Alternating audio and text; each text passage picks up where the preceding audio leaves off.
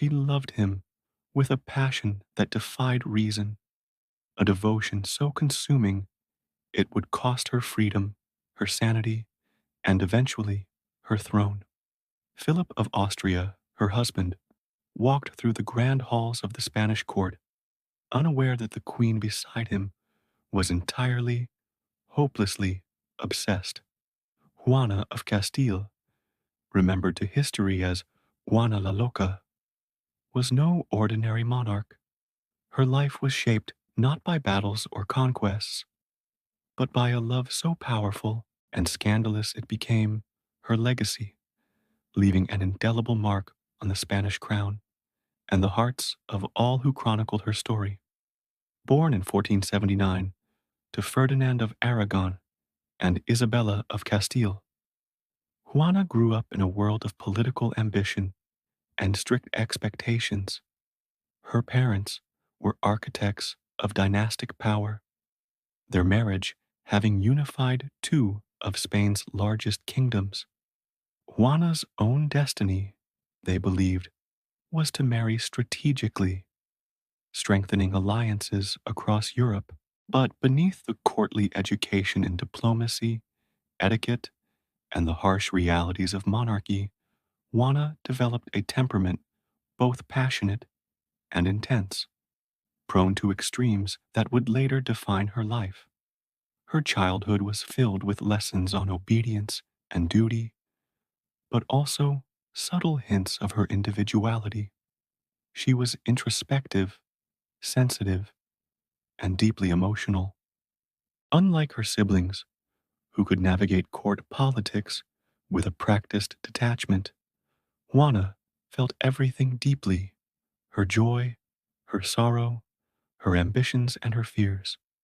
Even at a young age, her letters reveal a sharp mind and a heart prone to attachment. These traits would make her uniquely susceptible to both love and heartbreak. When Juana met Philip the Handsome, a striking Habsburg prince from the Low Countries, her life shifted.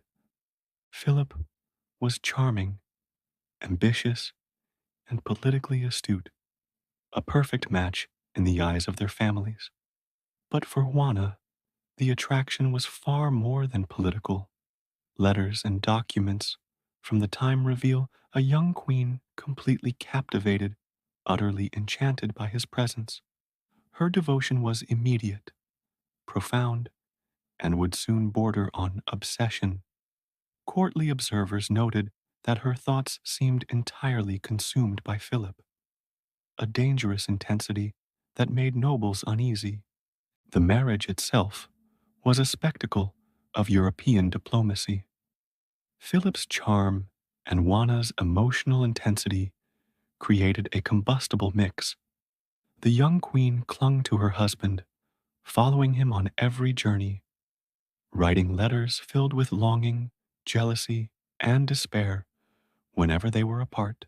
Philip, aware of her obsession, used it to his advantage, consolidating power while Juana became increasingly isolated in her emotional world.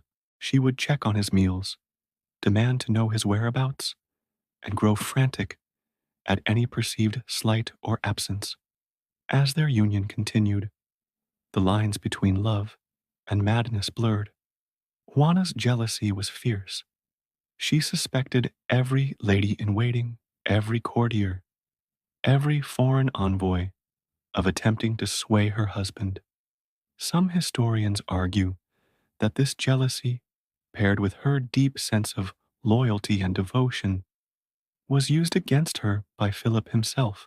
He encouraged her intense attachment while maneuvering politically to expand his influence, leaving Juana trapped in a gilded cage of her own emotions.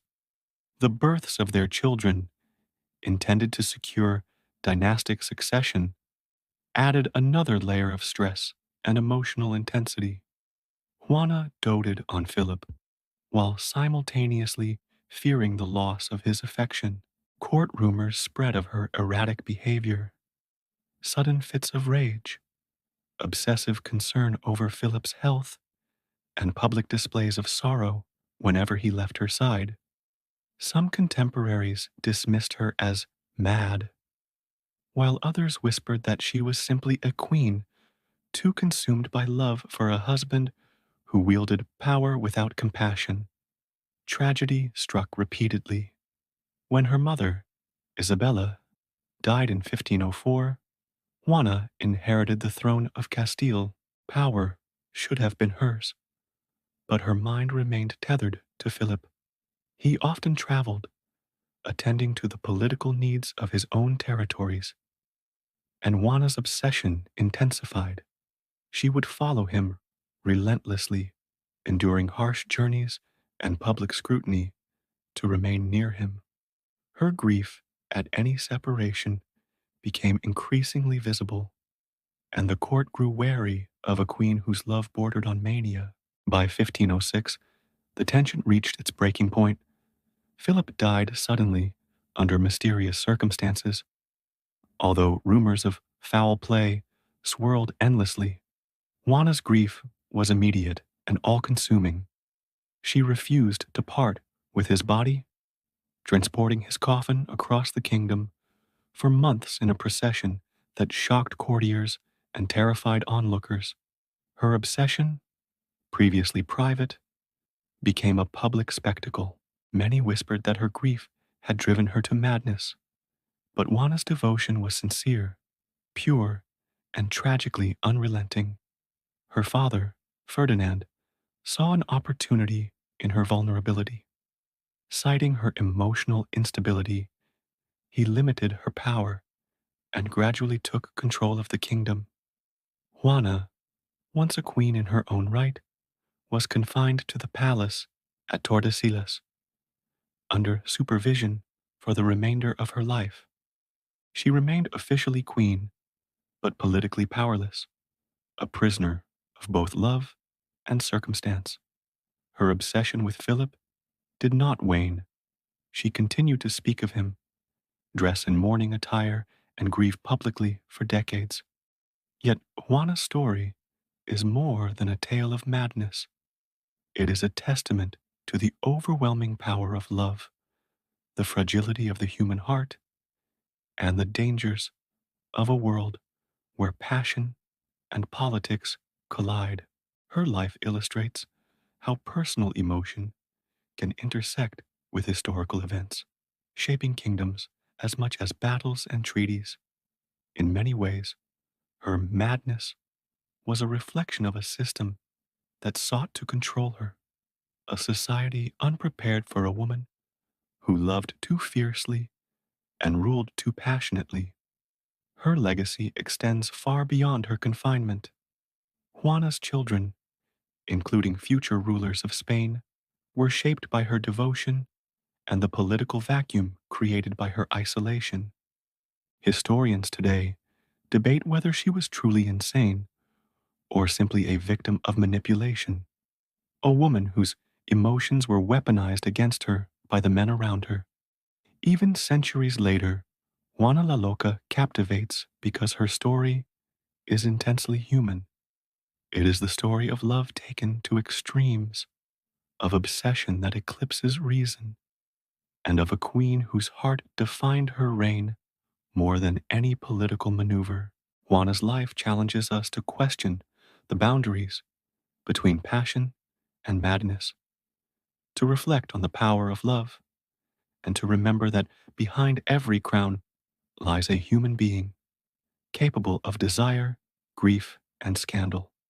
She loved Philip with a depth that few could comprehend, a devotion that scandalized her court, and a passion that ultimately imprisoned her body, but never her heart. Juana la Loca, Spain's mad queen, remains a symbol of love and obsession intertwined, a cautionary tale of what happens when the heart rules the throne, and the throne cannot rule the heart. Her story, scandalous, tragic, and mesmerizing, continues to echo through history. It is a tale of devotion, manipulation, and enduring fascination. A queen who loved too much, lost everything, and yet never lost the memory of her obsession. For Juana la Loca, love was not just an emotion, it was a force that reshaped her life, scandalized a kingdom, and immortalized her in history as one of its most unforgettable monarchs.